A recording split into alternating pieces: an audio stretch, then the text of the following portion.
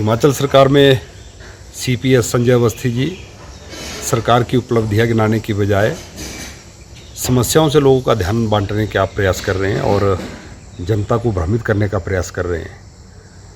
आज मैं उनका बयान सुन रहा था, उन्होंने कहा कि भारतीय जनता पार्टी की सरकार के समय में 6 करोड़ के फुलके बांट दिए गए और भाजपा समोसे की बात कर रही है।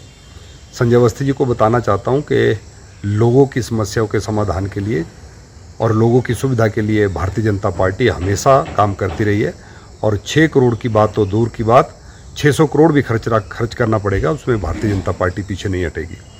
आप भ्रष्टाचार से और ऐसे मुद्दों से जनता का ध्यान हटाने का प्रयास कर रहे हैं। अब 20 रुपये का 10 रुपये का समोसा 20 गुना कीमत में खरीदने के बाद समोसे की सीआईडी जांच और विकास के नाम पर 2 वर्षों में कुछ नहीं। भारतीय जनता पार्टी की सरकार की योजनाओं का नाम बदला जा रहा है। आप जनमंच का जिक्र कर रहे हैं, जिस जनमंच के माध्यम से भारतीय जनता पार्टी की जयराम जी की सरकार के समय में 50,000 से ज़्यादा समस्याओं का समाधान हुआ था। सरकार का मंत्री जिला मुख्यालय पर जाकर, हर विधानसभा क्षेत्र के मुख्यालय में, गाँव में जाकर लोगों की समस्याओं को सुनता था और मौके पर ही समाधान होता था।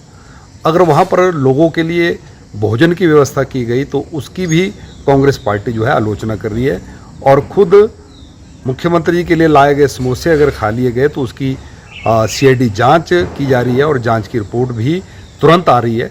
मुझे लगता है कि सरकार और सरकार के इन नेताओं से मैं यही कहना चाहूँगा कि विकास की ओर ध्यान दें और जनता की समस्याओं का समाधान करने का प्रयास करें, ना कि झूठे आंकड़े। जिस प्रकार से उनकी प्रेस वार्ता सुन रहा था कि 30,000 से ज़्यादा युवाओं को रोजगार दे दिया गया।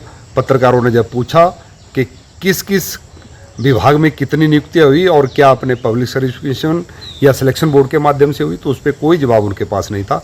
कुल मिलाकर झूठे आंकड़े पेश करके जनता का ध्यान बांटने का प्रयास जो है वर्तमान की कांग्रेस की सरकार कर रही है।